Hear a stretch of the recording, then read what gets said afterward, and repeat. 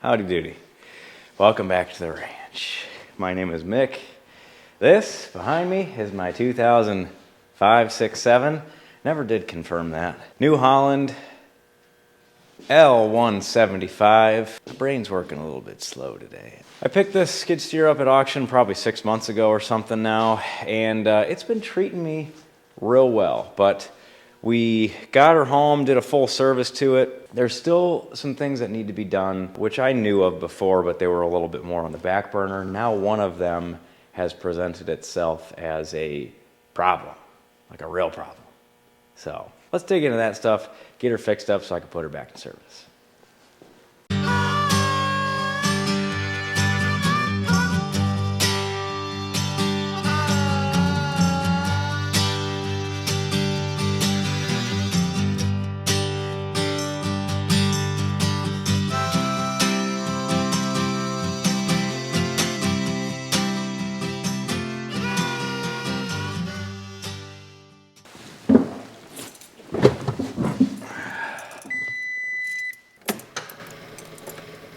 Fuel pump does not sound happy. It's cold.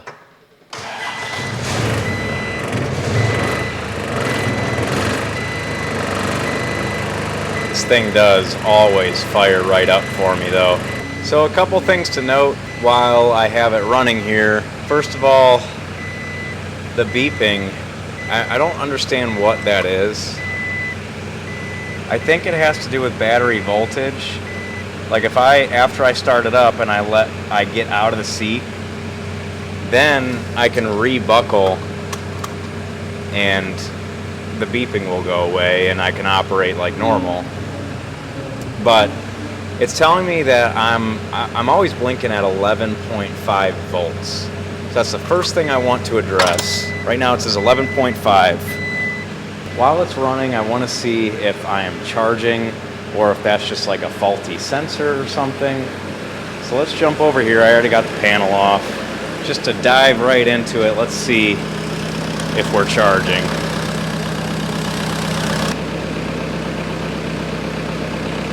Let's see, maybe you can see that. Perfect, perfect, perfect. 11.63 is what I'm reading. So I'm not charging. This might have gotten a little bit more complicated. Positive terminal on my alternator, negative terminal on my battery, 14.65. So my alternator's charging, or throwing a charge. Why isn't that making it back to my battery? The other thing is, I've never had to put a charge to this battery before. It's died on me once from sitting, but every time I go to start it, let it sit a couple days, start it back up, you know, it always fires up, you know, just like that. I'm gonna do some digging with the wiring. Okay, I've been fiddling with this thing for too long at this point. What I've done so far just off camera is disconnected all the wires and kind of brushed off the connections and put them back together. Now it doesn't even show that I'm charging at this positive terminal at all. It's showing the same read as the battery, like 11.6. So what I'm gonna do is I've got a testing procedure pulled up on my phone, and we are going to just run through the first two tests. You can get further in depth from there, like it goes through like dissecting the whole alternator and everything. But if this isn't charging right and my wiring is okay, I'm just going to replace the alternator rather than tear open the alternator and replace parts. That just doesn't make sense to me. So the first test is just the wiring connections test, and I'm just going to read through this and we're going to do it together. It tells me first I got to disconnect the battery negative and then disconnect what's the B plus cable, or you know, the main positive terminal to the alternator, as well as the exciter lead, which this says it's light green blue, but I only have a yellow and a red. It shows it as the top post though, so that would be my yellow. That's what we're going to go with at this point.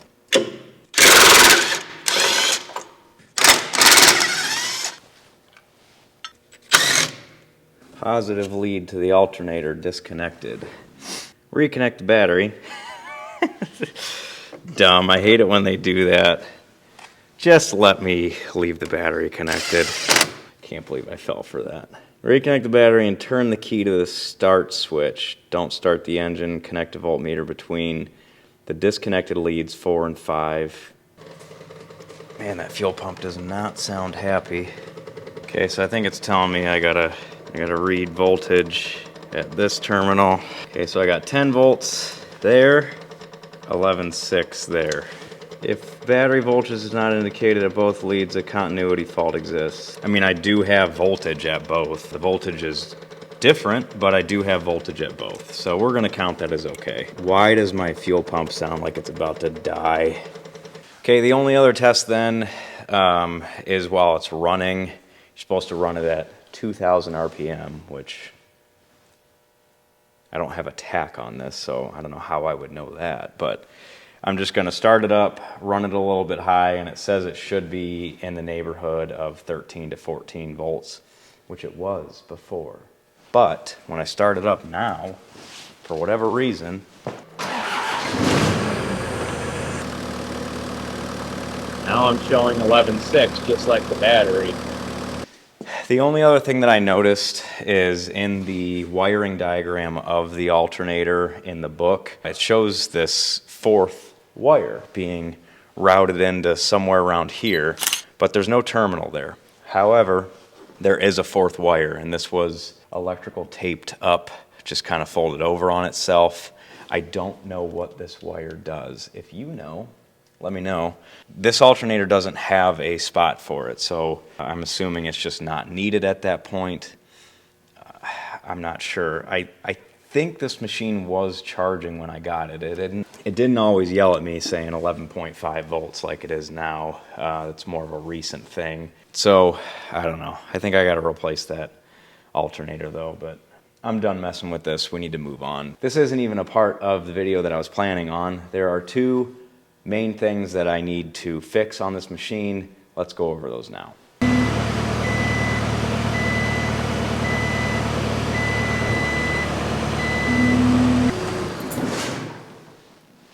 Okay, so first and foremost, this is the main thing that is the immediate need at this point. If you see over here, my quick attach pin is in place and nice and tight. Over here, on the other hand, I just threw a temporary bar in there because my other one snapped in half. And I think I brought this up in a previous video where I pointed it out being bent up and that it wasn't long for the world. And yes, it broke. So my fear with this bucket pin came true. Just as a side note, that one that was all messed up and bent up, here's the remnants of it. You know, had no bushing in there. It was just metal on metal. I ended up shearing the bolt. So I'm gonna have to fix that. As of right now, it'll make do, but I'm sure, you know, I was beating on that thing for the past month with this move. So, I mean, that whole semi-trailer back there, that dry van trailer that's not so dry anymore, that was right in the middle of the drive back there, and I was able to move that whole trailer with that skid steer. So very impressive, but alas, we're gonna have to replace that bucket pin a little bit sooner than I expected, which is okay. I was planning on doing that anyway. I've been running with that little bar through there just to get me by so I could still use the machine now for over a month. So it's time to replace that. So in this here box, I should have a new bucket pin.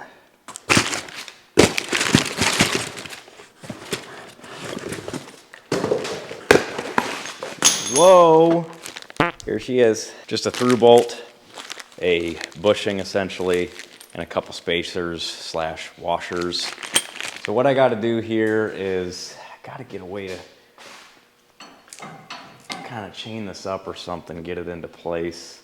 Shove this pin through and bolt it up, and that should be it. I've never done one of these before, but it seems self-explanatory, so let's get to it.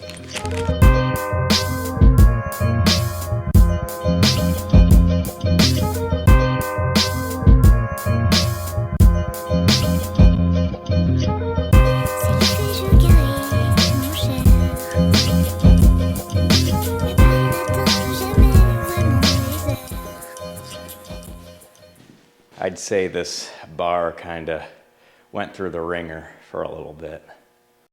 I read a... Sorry, buddy. So here's what we're looking at. This is where our pin goes through. It's pretty well lined up, I think. We'll see how it goes. The goal is set the pin through there and bolt her up. I'm hoping this isn't too difficult. Okay, so here we go again. I wanted to be sure. So, parts diagram. I looked it up and I was able to find where the bucket pin is right there, and it gives me the correct orientation of everything. So I dropped this down so I could slide in my little bushing here, and judging by the diagram, the taper faces outwards. So that slips in that hole there. It shows a small washer on the end of the bolt here that I'm going to slide in this way. Now I'll be able to shove this up, but they gave me these two little spacers, which I know I'm going to need, so I'm going to throw these spacers in here too. Those go in between. And when I shove this up, I'll be able to shove the bolt through. And on the other end, I have a bigger washer and a nut. So thanks to the diagram, I know this one's going to be right. The other side, as I'm looking at it, I'm glad I didn't just go off of that one, because I don't think that one is in the right way. It works okay, so I'm just going to leave it. But something tells me that that's not right. If it breaks, I'll replace it, but these parts are expensive enough. As long as that one's functioning okay, I'm just going to leave it. Well, in case you were wondering how much this thing would sag in 24 hours, there you go. I came to a realization pretty quickly that the grade 8 bolt that came with this kit, and I double-checked part numbers, and I ordered the right part. So here's the bolt, and essentially the existing bolt, which is correct, starts about right here. And if you take that measurement right there, it's about 1.5 inches that this is too long. It's about 8.5 inches. It's a 5/8 bolt, just for reference. Luckily, today, I just so happened to be driving past McMaster Car, which is like a never thing for me. I'm never up that way. They had the correct bolt, because a local hardware store is not going to have this thing. So as I was driving by, I ordered a 7-inch 5/8 bolt with coarse thread, grade 8. Unfortunately, I ordered it on the phone while driving and didn't really think to ask, being that it's McMaster Car and you could pretty much order anything there. Most grade 8 bolts, if you're just ordering them standard, will come with a zinc coating or like a, it's corrosion resistant. I didn't specify that, and it takes them, McMaster Car is a place that you can't just like walk in and grab something off the shelf. You have to order it ahead of time, pay for it ahead of time, and about an hour later they have it boxed up for you in will call. It's how it works. So I didn't have time to swap this out. I figured, this one's not any sort of stainless material, I don't think, or zinc coated. It'll be fine. So my mistake, I should have spent I would have spent the little bit of extra money it would have cost to have this in a zinc coating or stainless steel, but it didn't cross my mind. Anywho, got a shorter bolt, so this now should work where I can throw my pin back in, bolt it together, and this thing should be good to go. Okay, so we're putting this in first. I'm gonna load this up with grease. However, for now, just to make sure that everything's gonna fit, there is a grease zerk back in here, so I shouldn't have to, actually.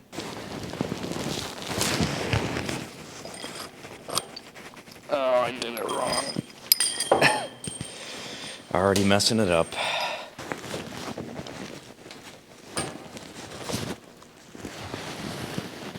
Yes, that is definitely going to work. This still has room to go. Yeah. That is the right size. Why did it come with such a long bolt? And like, I would have cut it down, but the threads only go so far. So what's going on there? All right, I'm gonna take this back out, load it up with grease.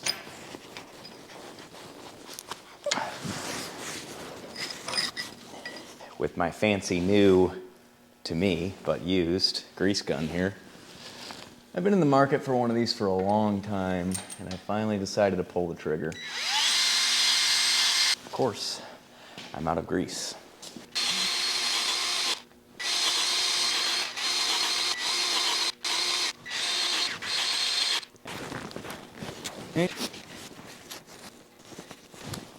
Now, super important step, we need to make sure that this thing is properly torqued. So I'm going to make sure that it is properly torqued.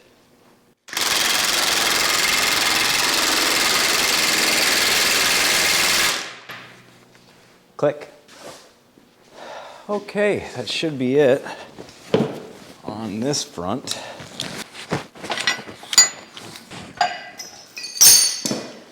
That was a pretty easy project that I've been waiting to do for a long time.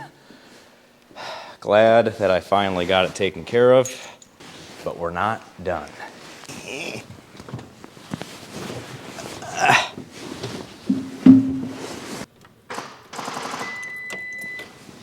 Wasn't I just talking about not having a bad battery? Oh my God, English.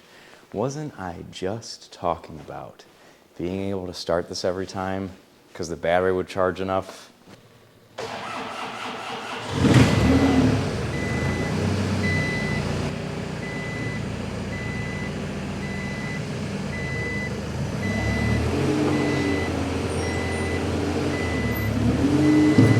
It's good to have a bucket pin again. Sounds like I need to grease something.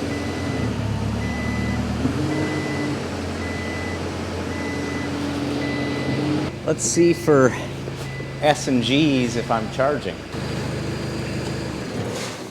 Still not charging, but that's no surprise.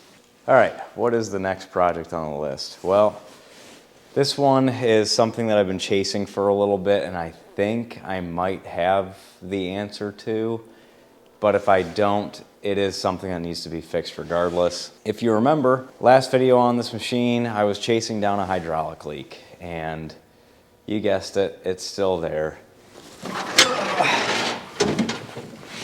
Maybe, just maybe, it's down here on the hydrostatic transmission. There are seals at the top of the transmission for the right and left control. I believe that it's just 2 O-rings. If I did get the correct part number, those O-rings should be in this package here. However, I've been wrong before. What I want to do is get that top plate off, expose the O-rings. I definitely have a leak coming from that area. I'm just hoping that that is the leak, that is the end-all be-all leak, because that's the only thing that I can really see at this point in time. I wish I had a halfway decent pressure washing system at my place. However, I do not. Pressure washers come in real handy in situations like this because you can degrease everything, pressure wash it all off, and start with a clean slate. And then when you fix something, you can restart the machine, take it through its functions, and it's a lot easier to spot a new weep as opposed to deciphering between all the old ones and all the gunk and grease and grime. So definitely on my list of things that I need around this place, a good pressure washer. Anyway, let's jump into this thing. It's gonna be close quarters in here, but I'll do the best I can to record what we're doing here, but let's dive right into it. Okay, let's start with getting this plate off. Okay, that. Okay, so here's what we're looking at. Basically right in here, you could tell it's wet down there. I believe right underneath here, there's an O-ring there, and there's an O-ring here. So we're gonna replace both, see what that does, clean it up all nice, and see if we're still leaking from there. But this plate is how you adjust your controls so your drive motors function in unison here. So what I want to do is kind of mark up where these bolts are sitting, because that's how you adjust them. See how the slots are long? So wherever that's adjusted to right now, it works pretty well. So I'm gonna take a marker and just kind of trace around, and then we'll proceed from there. Okay, so I'm actually opting for a little pick here. It's gonna give me a better mark.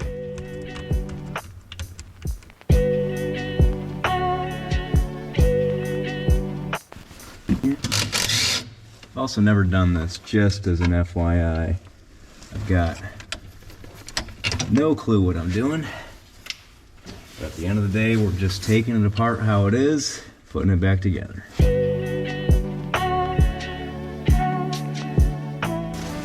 also saw a washer back there. And I got one here. I must have dropped the other. I think I see it though. Yep, there she is.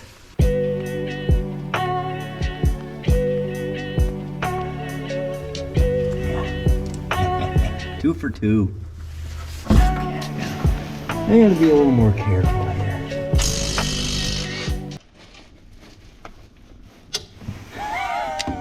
I'm such an idiot. Oh, come on. Dude. Killing me, Smalls.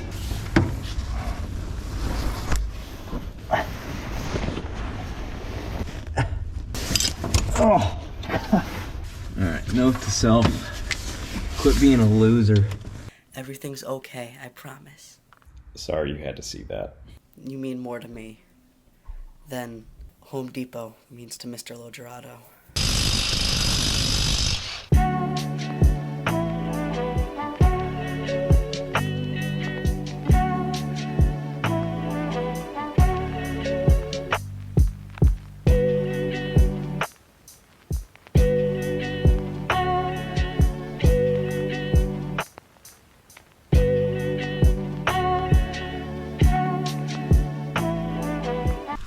Now you can really start to see where we're weeping from here.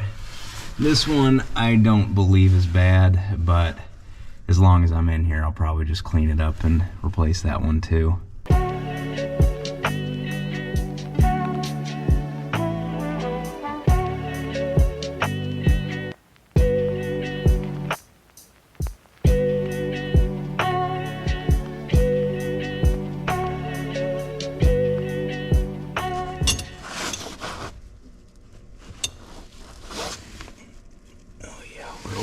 Leaking from there. This could be it. Yeah, we got a lot of fluid coming out from underneath this thing, and this is just floating in the wind, but I don't know what retains this. Does it thread on? That would be something if it did, but it does not. So I gotta figure out how this attaches, because I don't know. It might be something where I look at the parts diagram to find out, but I'm thinking I'm probably gonna have to pop this whole top off in order to see. But first I'm gonna take a scraper and just clean up around here just so I can actually see what I'm looking at.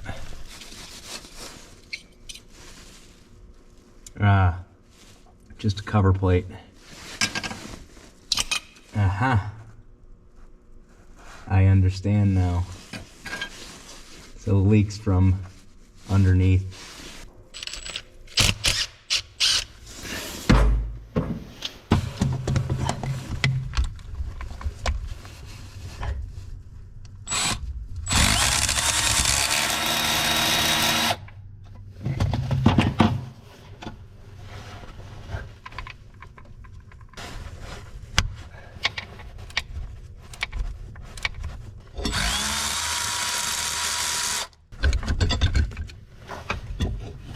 Man, is that messy.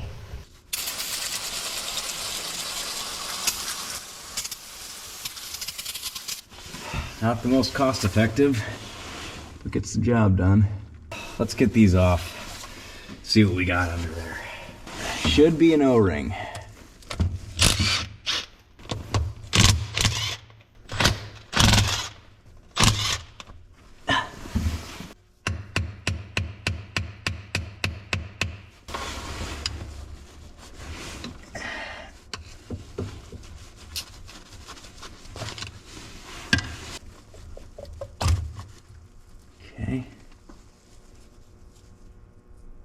I knew there was gonna be a seal over here. Under here is this wiper seal. And that is pretty obviously where I'm leaking. I'm going to replace both because why not? Here's that O-ring I was talking about. Right here. We'll replace that as well. But I need to get this seal on order. And in order to do that, I think I'm going to pull my parts diagram out and see if I can't find what part number that thing is. I freaking knew it. I knew that that O-ring couldn't be the only part that I needed to replace. I knew there was going to be a seal there. But I couldn't find it on the parts diagram. So I'm going to look again. Now that I know exactly what I'm looking at, it might make a little bit more sense. I'm going to pull it up, see what I see. All right, you can say it. I screwed up. I'm the idiot, but the thing is... What an absolutely uncanny time for my audio to cut out on this video. Basically, all I was going to say is that I was looking at the parts diagram and I didn't read far enough to get to the right diagram. And that is where I want to talk about a company that reached out to me that I have been using for years. eManualOnline.com, I cannot stress it enough, has completely changed the way I work. And they are not paying me to say this. They did provide me with the parts manual for this New Holland skid steer. However, I laughed when they reached out to me because I had already purchased the service manual and I was being cheap, so I only bought the service manual. When in reality, I should have bought the parts diagram with it, but they went ahead and sent me over the link. And as somebody that uses eManualOnline, I am able to access the parts diagram service manual for tons of makes and models of cars, trucks, heavy equipment. They provide you with a PDF version of the service manual and parts manual, which you can pull up on your phone, your laptop. You can go to a printer and print out the whole thing if you want. But the convenience part of it is the fact that since it's digital, I'm able to look up by words and skip all the reading. So with this manual, what I'm able to do is search in the bar. And what I did this time was I typed in transmission. And there you go. I got my hydrostatic transmission parts diagram here.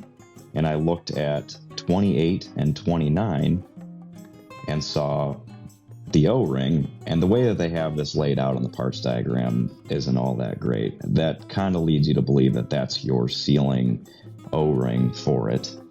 Unfortunately, what I should have done was read further, because I look at this and it says transmission centering at the top of the page. So this is more so like a parts diagram for all of the parts and components that change your steering, like how your steering is lined up, which we'll go through later on in this video. What I should have done was read further, and in this case, that pump assembly is called a tandem pump. There you go. There's my pump. And here's my seal assembly for the pump itself. And just like that, number 11 here, there's the seal that I'm looking for. You scroll down to number 11, you get a part number, oil seal, that's what I'm looking for. Done. So yes, it's my fault. I should have read further. I'm not a good reader to begin with. This is where, a diagram like this really helps me, because I am not good at reading. Any sort of literature is not my forte. Great company, great website. Check them out if you are working on a project and you need a parts diagram or a service manual. And with that, sorry for the audio mishap. Regardless, I got that seal on order and we can keep moving forward. Yeah, it's cold. So, as I wait for my seals, I'm going to move on to another part that I need to replace. So if you think back to when I was working on this machine a couple months ago, I had a leak, a hydraulic leak, as well as my hydraulic temp sensor wasn't working. And I believe that the temp sensor that's currently on this machine is kind of rotted away. So here's the train wreck that I'm dealing with. From the last video, you remember all that garbage being packed in there. Well, it's in here too. And what I found is right there is my temp sensor. And that was packed, again, in inches of this crap. So I had no idea it was there. I don't even know if that sensor is going to be bad at this point. It might have just been buried and not connecting with the electrical connector. I'm not sure. But so basically what I'm going to do is just get to digging in here and get all this gunk out of here, get it cleaned up enough where I can get to that temp sensor, and we'll replace that. See what happens. There she is. That terminal right there is rotted off. I wish there was a good way of me getting in here to show you what I'm looking at. This piece right here. So I got to replace this. In order to replace that, I have to drain the tank. So my plan is drain the fluid down out of the tank, replace this at the bottom of the tank, and fill her back up, and hopefully this will fix my issue. And in order to do that, I have a little help from VEVOR. So I've seen John at Farmcraft use their tools on multiple occasions, and I was looking for a pneumatic like fluid extractor, and they had one, so I reached out to them and said, hey, send me one and I'll put it on the channel. And they said, sure. So here we are. This is the one that I was going to buy anyway. Not getting paid for this, but the tool was free.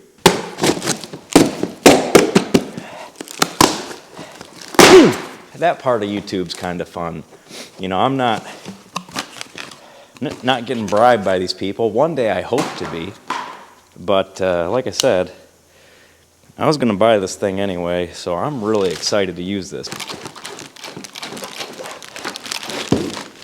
Okay, whoa, hopefully I didn't break it. This is the extractor. I can't remember how big the container is. To be honest, I think it was in liters, so I'm stupid, so I don't know what liters to gallons is. This thing looks like it's pretty well built, not gonna lie. I'm kind of excited for this. All right, kind of got this thing set up. It's pretty nice, actually. You can either hook it up pneumatically, or there's a hand pump here if you just want to pump it manually. We're going to be taking the pneumatic today. Of course we're taking the pneumatic. They give you all sorts of extensions. This is the main tube, and then they give you 2 extra extension pieces. Yeah, everything is really tight fitting too, which is nice. All right, now let's see if we can't fish this line down here. I think I'm gonna need another extension. This thing really snakes around. Holy, how did that happen? Oh, great. That's grease. Dang it. Anyway, let's test this thing out. How long has it been like this? Is that my hat too? Man. I got my tubes all shoved down there, ready to flip this thing on. I'm not gonna lie, if this is going to work at all, I will be surprised with how thick this hydraulic fluid is, especially with the weather right now. It is cold, so we're gonna flip it on, but if it doesn't really work all that well, you can't really judge it off of this. If it works well, then that's gonna be very impressive. Here we go.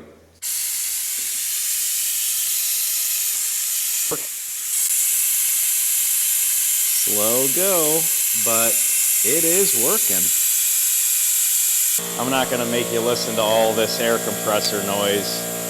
Let's see, right now it's 7:40, 7:42. I can't believe that. See how long this takes.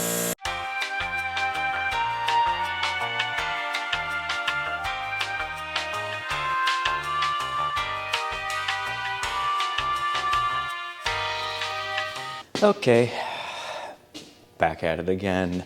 Back at it again with the white vans. Back another day, because while this was draining, I got sidetracked. Wrapped up in other things. I sold Barney the excavator. How'd that go? I got my asking price and a fee for delivery, and this time I delivered it and it actually functioned, which is great. Anyway, with the hydraulic fluid, it was taking longer than, actually let me back up. I shouldn't say longer than I expected. Hydraulic fluid is very thick. You know, it's like syrup, especially in cold weather. I kind of prefaced that before. I didn't want to sit here and wait for the thing to extract all the fluid. You know, there's gallons worth. So I let the compressor run and I went outside and prepped that excavator for delivery, loading it up and such. I think it took, all in all, it took about an hour and a half to drain about 2 gallons worth of fluid from the container into this. And honestly, I'm impressed by that. I don't want to say it took too long and it wasn't functioning right. I'm actually very impressed with, you know, the fact that it was pumping it from down here all the way up and over into the container, and I could just let it sit there and pump, and once it was done, it was done. The other thing that I kind of have working against me is my air compressor isn't all that powerful, and it's not the biggest tank in the world, so the compressor would have to keep up as well. So all in all, I'm very impressed by this. I'm interested to see how it would do with something like fuel, like draining like a diesel tank or something. Like I said, hydraulic oil is a thick oil. It's thicker than motor oil. So I am impressed by this thing. Also, VEVOR gave me a discount code. I'm not sure, I think it's like 5% off or something like that. So I'll leave that linked below.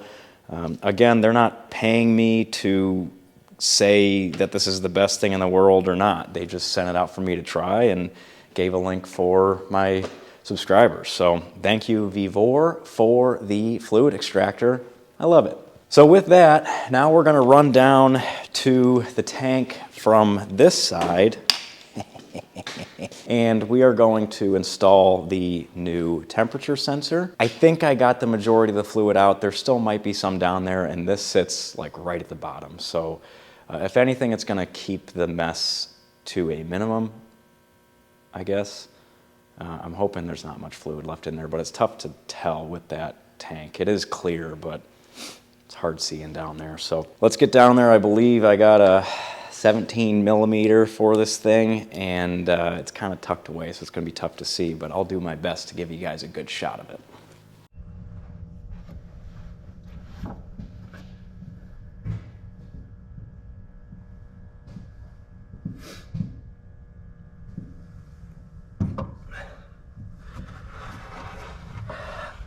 All right, it is a mess down here, but you can see my socket sitting down there. That's what we're going for. Let's see if I can't get a ratchet down here. What a mess.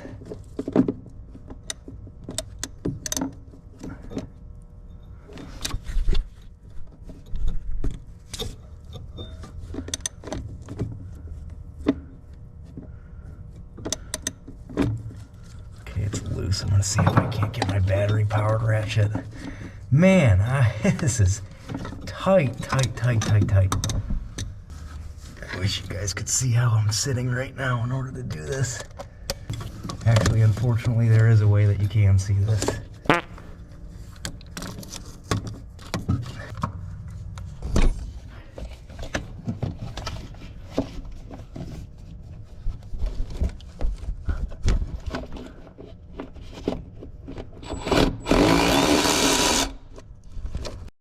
Uh-oh.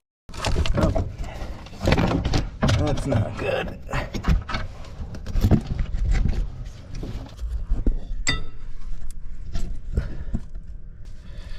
I can't get it to go in straight. This sucks. What a mess. I don't know how much of that you were able to see, but unfortunately, I don't think we're done. What a mess. I am thankful that I drained that tank prior to doing this, because this thing is so packed full of that sooty crap. I really don't know what that material is. It's like sandy, We went through this in the last episode on the skid steer, but it's so packed in there. That fluid that spilled out is just sitting on top. It's not going to drain out because it's got to filter its way through all that, we're going to call it sand. And as I was about to attempt to start soaking up the hydraulic oil that spilled out, I had an epiphany, and I don't know why I haven't done this yet, but it is the first thing that I'm going to do as soon as this is running again. I am going to load this on a trailer, take it to the shop that I work at, and we have a diesel-powered pressure washer with a burner on it. And I'm just going to keep this on the trailer, and I'm going to blast this whole thing to clean it up once and for all. Hopefully all the leaks will be solved at that point, and I can have a nice clean skid steer. Because it is just a mess working down there. Every time I get my hand somewhere, I pull it out and it's full of crap. I went and washed my hands real quick. But anyway, that is the plan moving forward. This is why I said we are not done though, because this is the sensor. This is the piece that rusted off. That's where the sensor attaches. And then there's like a ground to it. So I have to get this washer and this little terminal back onto the other one. The fluid's completely drained out now, but I'm going to swap this out. The camera, it's so tight in that corner. The only place to put the camera is in my way, so just for ease of install, you guys saw where it is. I'm just going to take the other one out, throw these washers on it, hook it up, and we should be done. And then we're going to move into the seals for the transmission up here. So, wow, that is frustrating.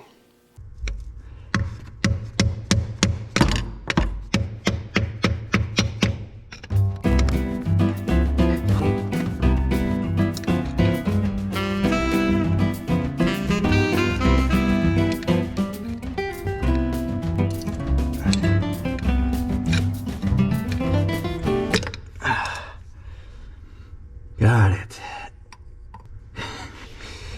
Oh, some of this stuff is just so stupid. I'm having a good time. Are you having a good time? I'm having a good time. After beating around the corners, I realized there's a little notch right here for me to remove this. Good news is I looked at the bearing in the race. That all looked good on this side. I am replacing both seals. However, this is the one that was leaking. And as far as initial review, I don't really understand why. It looks pretty decent from the inside. Here is what we are replacing. These are the seals that I was waiting for, geez, a week and a half. Finally came in from Loader Parts Source. They were the cheapest. However, for 2 seals right here, that cost me $50 plus tax, which is fantastic. And then we have our O-rings that seal around the perimeter of our little lid here. 2 little O-rings.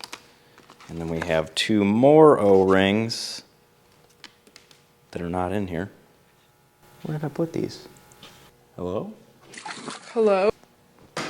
Ah, wrong package. As I was saying, 2 more O-rings that then seal up top here. So, 3 seals each side, and we should be back in business, hopefully. There's a little lip in here. I'm gonna see if I just can't drive a screwdriver down, pop it out that way. And if not, then I'll grab a puller and figure it out, but I think this would be the easiest way of doing it. Oh yeah, easy peasy. Okay.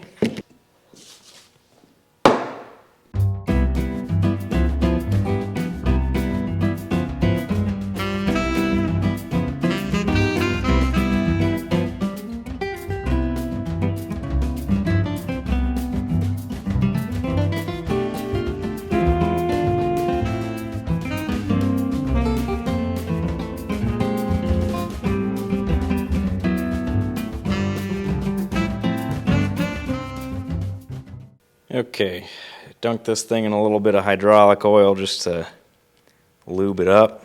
I'm gonna drop it in here, try and get it nice and square. And I'm gonna take this socket here, line her up. I know this probably isn't technically the right way to do it. And a little dead blow hammer.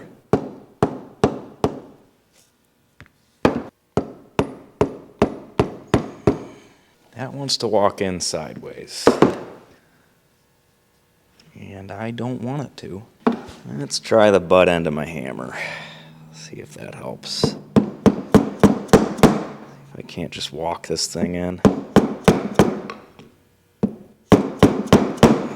That seems to be doing a good, better job. Okay, now that it's in, I can use my socket to drive her down. Okay, lovely. I didn't like how we got there, but we got there. New O-ring around the outside. Okay, and that one's ready to go back on. All right, next. Funny, this seal actually looks worse, but this one wasn't leaking. I don't know. I don't make the rules.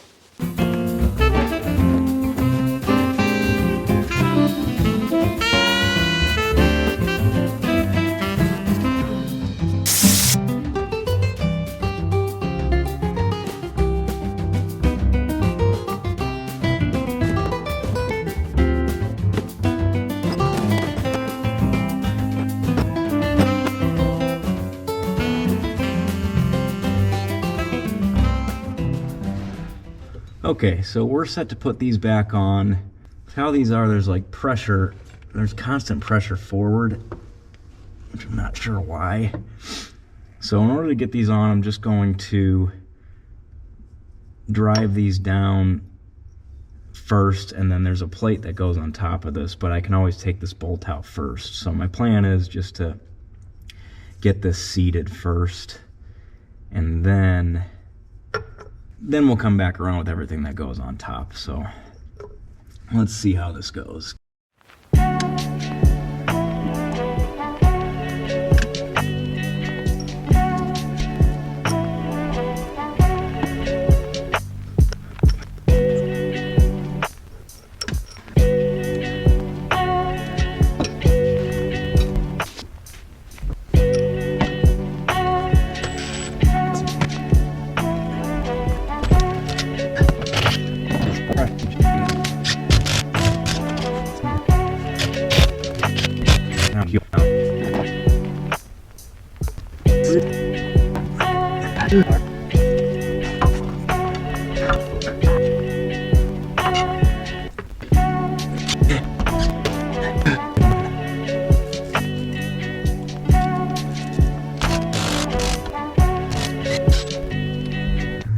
It at all.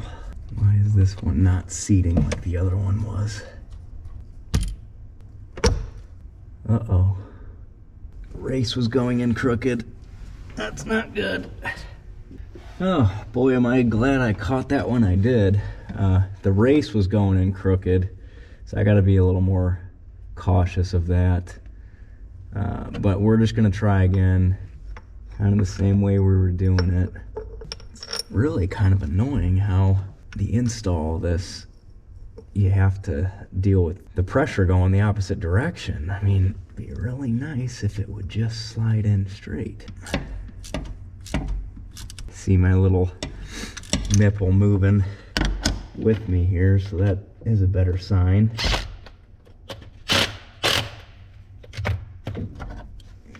But man, what a pain.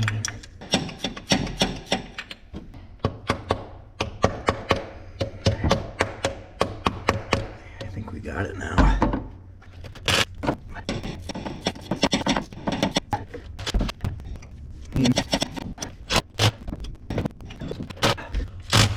All right. Hopefully I didn't ruin it. I don't think I did, but only time will tell.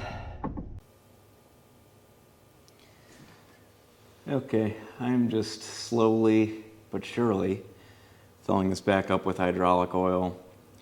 And once I do that, I'm not happy with how those controls are sitting. I didn't do a good job of putting it back the way it was, so I'm gonna block this up and just reset it from 0. Then from there, we should be good to go. except for we're going to take this in for a good pressure washing and see if we can spot any leaks. And then I have an alternator on order, but it's been a minute and I haven't gotten it yet. It is Christmas season, so I'm sure all the shipping companies are doing their best, but that one is taking a fat minute to get here. So anyway, I'm going to finish topping this off. We'll get this up in the air and adjust the controls. We should be good to go from there. Whoop. I'm just making one mess after the other today. Just having one of those days. And there's another one.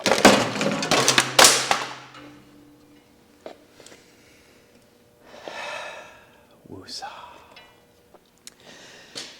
Okay, so after digging into this thing a little bit, I realized I was looking at the manual so I could adjust. You know, I got this up on blocks, and it says there's a service switch, but there isn't. Apparently, it's supposed to be like up in this fuse panel up here, but I ain't got no toggle switches up there at all. So, and I looked around all over for, you know, a service run switch. Basically what that allows you to do is not sit in the chair and start the machine so you can, you know, adjust controls or what have you. Looking up online, there are a couple people raising the same concern, where's the switch, and nobody seems to know. So I'm assuming it just doesn't exist. So my plan is I have the seat sensor off. I'm just gonna jump this wire as if I'm sitting in the chair. Shows me sitting in the chair. And then I have a toggle switch here wired into the seat belt switch. That is flipped on. I should be able to turn my key. See what happens when I turn the key.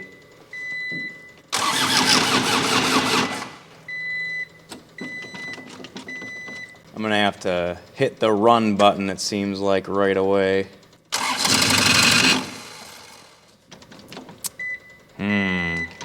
Trial and error here.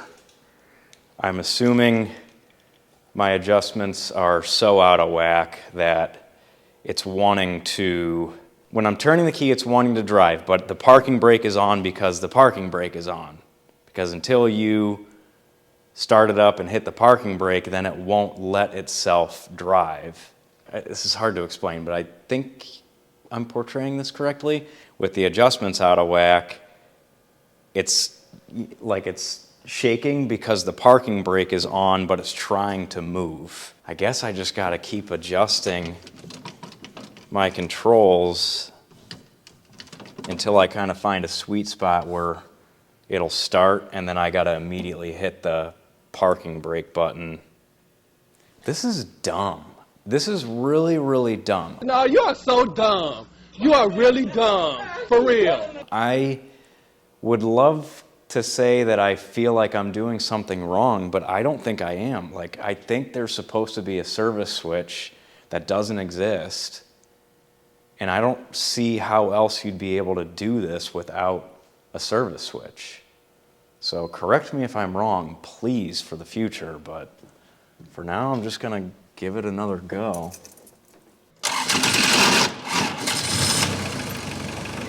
See? See how I'm driving? Which is great, but see, now I need to adjust it. So I'm just going to loosen these up.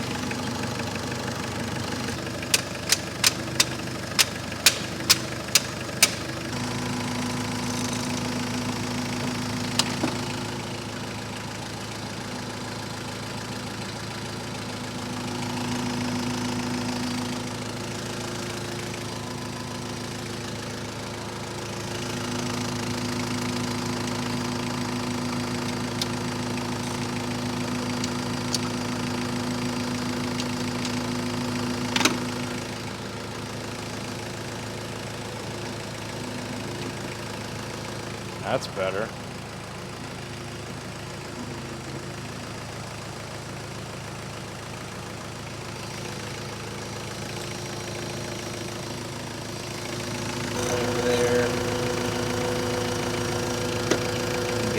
this one. It's sitting back.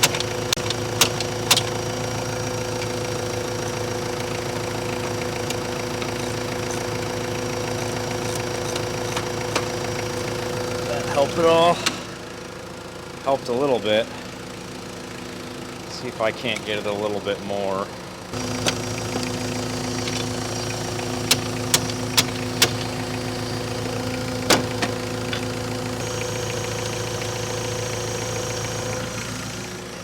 Aha! Did I get it?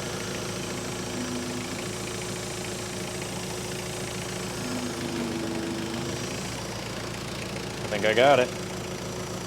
Let's see what happens when I shut her down and start her back up. Yeah! Winner! All right.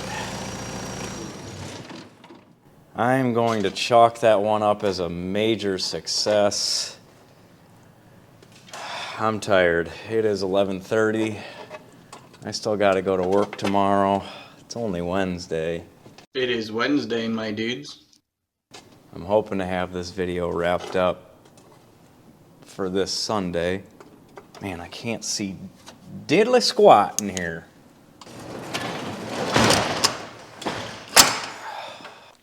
That wasn't a fun one.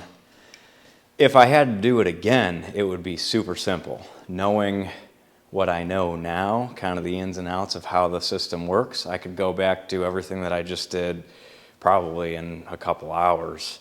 But just, you know, this is how it goes. Doing things for the first time, you really just got to figure it out as you go. I learned a lot. But I'm going to clean up and we'll be back here tomorrow so I can load this thing up on a trailer and we're going to haul it over so I can pressure wash the living piss out of this thing. That's the goal anyway. See you tomorrow.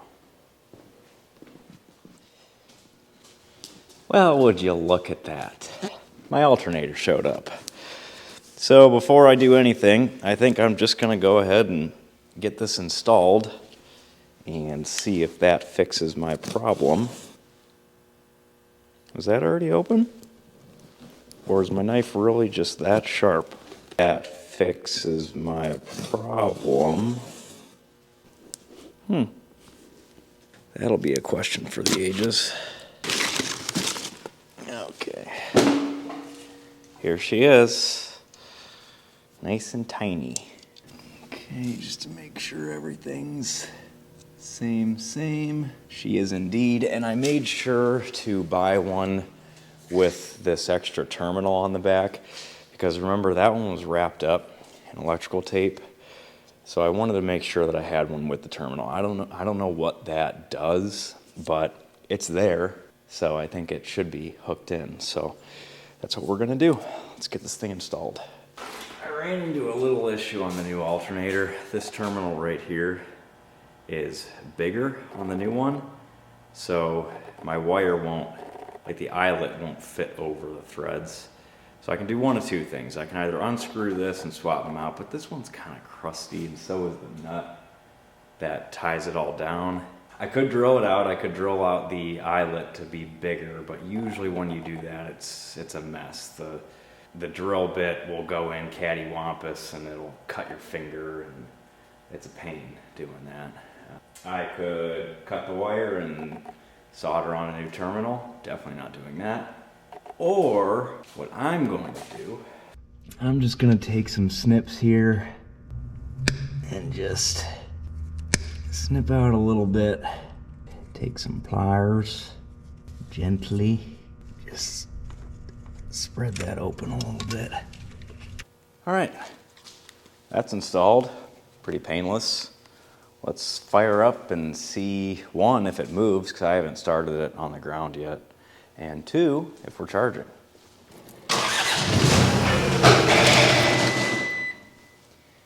You know, this light is really going through hell and back. She is a trooper though. I just blinded myself. Take two. See that there? Yeah. I'll read it to you. 12.7. I would think that would be charging. What happens if we crank it up a little bit? 13.8. We're working. And just like that, ladies and gents, we are back in business. It's dark now, so I'm not gonna go take this to the pressure washing station yet. So we'll jump back on this tomorrow, clean her up and close her out.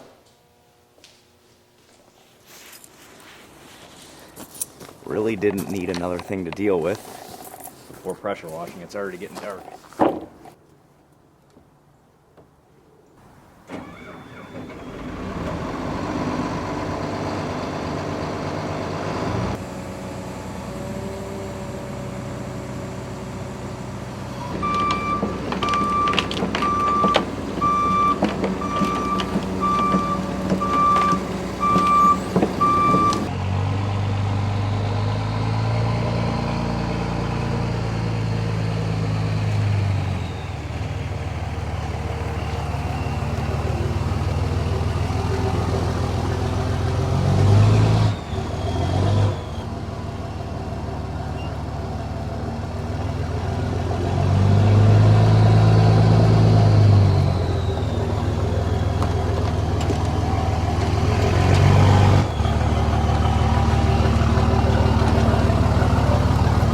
I gotta get moving here. I don't have a lot of time.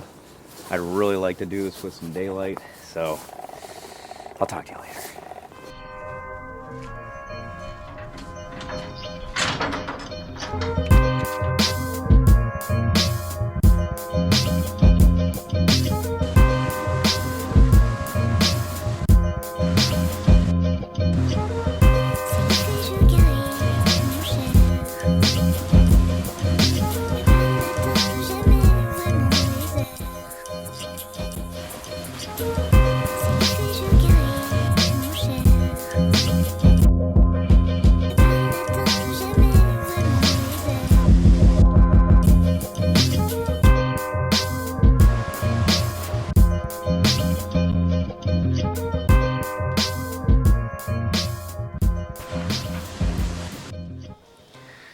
Well, there you have it.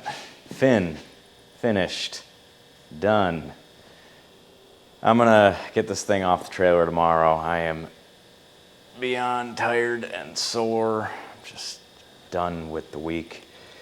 But I'm gonna edit this video and get it out to you guys by Sunday. And then after that, it should be Christmas time. So happy holidays to y'all.